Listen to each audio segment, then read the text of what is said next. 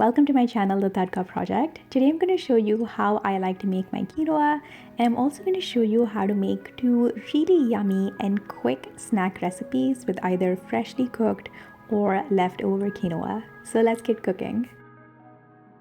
I have around 2 cups of uncooked quinoa. I'm going to rinse this under water in a fine mesh sieve, and you want to make sure to rub the quinoa against the sieve when you're washing to get rid of the bitter coating that quinoa usually has. Once this is done, you can just set this aside.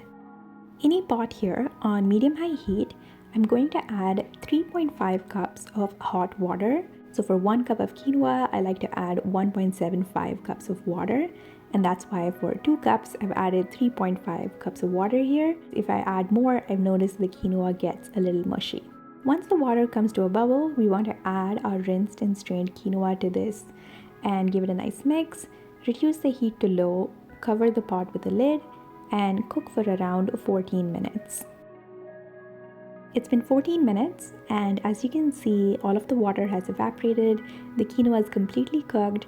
It's nice and separate, and it's not mushy at all. And there is some freshly cooked quinoa. There's so many things that you can do with cooked quinoa, but today I'm going to show you how to make 2 easy, quick, and yummy snacks. The first one is a South Indian style quinoa upma or a stir fry, and the second recipe is a quinoa and potato tikki or cutlet.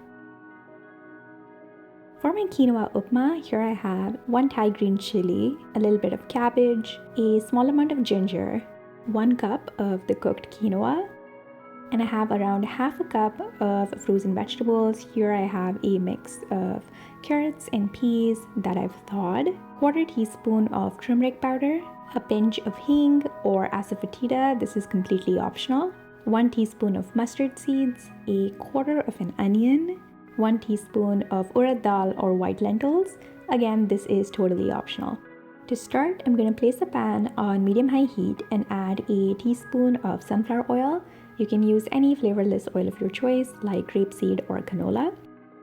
Once the oil is hot, I'm going to add the mustard seeds and wait for it to splutter. As you can see, the mustard seeds started spluttering almost immediately because the pan was hot, and that's what we want. To this, I'm going to add the urad dal or white lentils and cook till it starts to get reddish brown in color.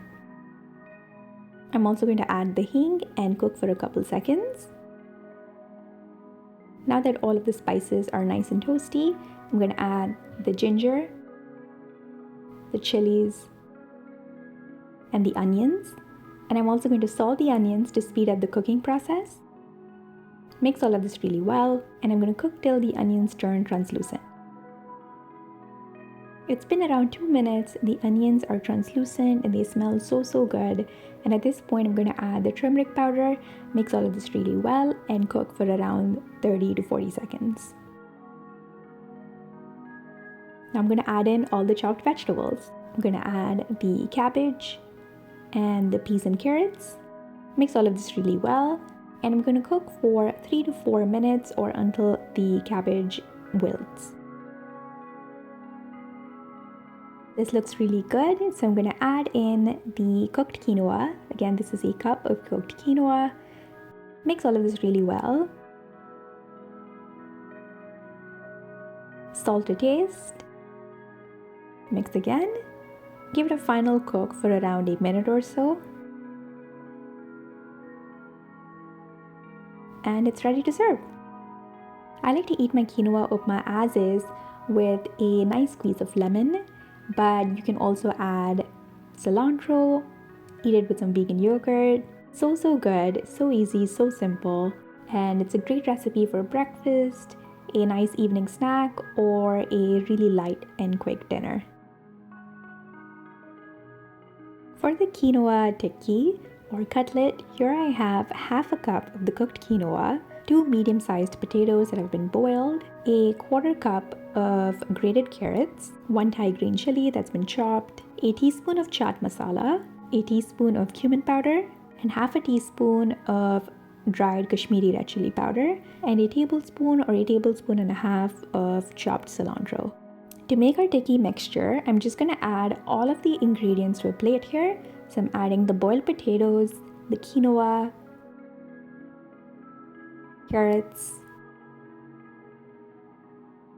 cilantro, cumin powder, the chaat masala. If you don't have chaat masala, you can substitute this with a quarter to a half teaspoon of kala namak or black salt, Kashmiri chili powder. If you don't have this, you can use paprika instead, chilies, and I'm also going to salt to taste. Now I'm just going to mix all of this with a fork. You can also do it by hand. The reason I did the crushing or making the mixture on a plate is because of its large surface area, but if you can just do all of this in the bowl that you're going to stick in the fridge. And we just want to mush this up to form a solid mixture like this. Once the mixture is ready, you want to stick it in the fridge for at least 1 to 2 hours so that the moisture evaporates. It forms a solid mixture that is then easy to pan fry. You can make your patties immediately without keeping the mixture in the fridge. It might just fall apart really easily. So if you're okay with that and you're just really hungry, you can just skip this step. Here I also have some flat rice or poha that I've toasted till light brown, blitzed in a food processor till it gets to like a breadcrumb like consistency.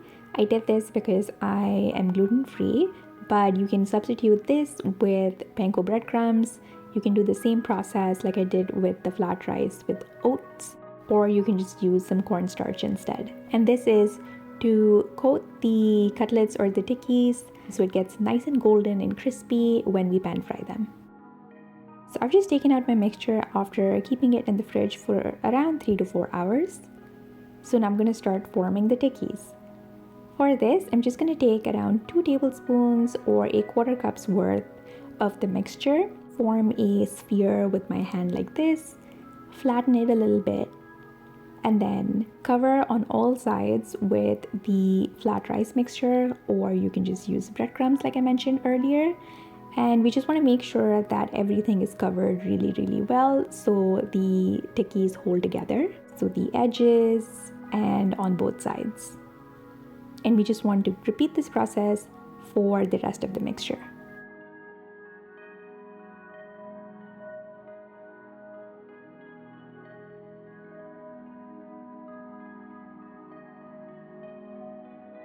Once this is done, it's time to pan fry.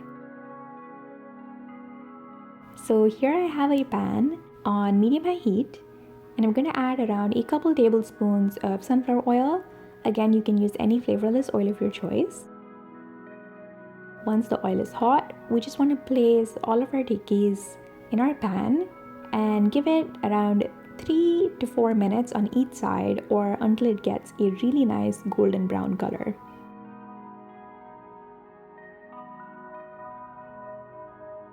At which point we want to flip it to the other side and once again cook for around 3 to 4 minutes till the other side is nice and golden as well. As you can see, my quinoa tikkis have a really nice golden color to it. It's so crispy on top. Once the tikkis are cooked, we want to make sure to give it around 10 to 15 minutes to rest. This is once again so that they don't fall apart, because it can fall apart if you try eating it when it's too hot. This is a great snack to just have on its own with any condiment of your choice, like a ketchup or a cilantro chutney or sriracha hot sauce. You can also add it to your salads, in wraps. It works as a really nice replacement for falafels, and it's not as difficult to make. And that's the finished dish. I hope you enjoyed both of these recipes, and if you do try them out, please let me know in the comments below or let me know on my Instagram at the Third Cup Project. And please like and subscribe because I come out with new videos every Sunday, and please hit the bell icon so you can get notified when I come up with new dishes.